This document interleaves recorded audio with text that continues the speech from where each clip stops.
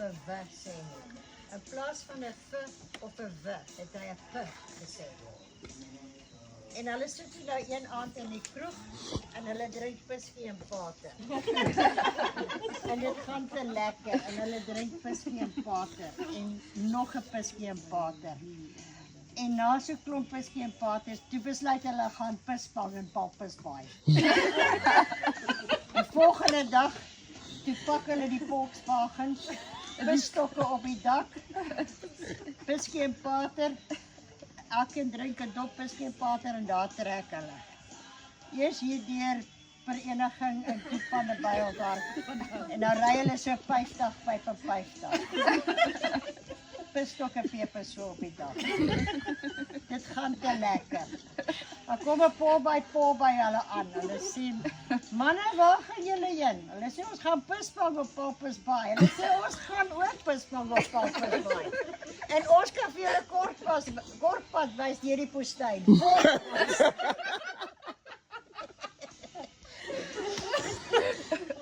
En die karre, hulle drink deel uit whisky en pater, drink whisky en pater en daar trek hulle. Hulle kom op Paulsbaai en die pis loop. Hulle pomp pis laat die honde op. Na 2 dae is hulle koeleboxes vol. Hulle besluit toe nie, nou kom hulle terug. Nou ry hulle weer 50, 55, pisstokke peper so op die dak.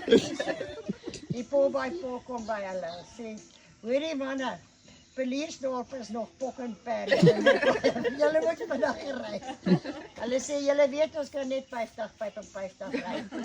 As julle wil vinnig ry, moet julle Poghof. Daar ry die po en die Volkswagen, dan gaan hulle drink whisky en pater en die Volkswagen gaan verder. Daar hardloop 'n plakpark oor die pad. En die Volkswagen tref toe nou die plakpark. En daar's 'n helse ongeluk. Die hele wêreld lê vol pis. Die pisstokke lê een kant. Dis net whisky en pater waar jy. En die Volkswagen lê daar, al 4 piele in die lug.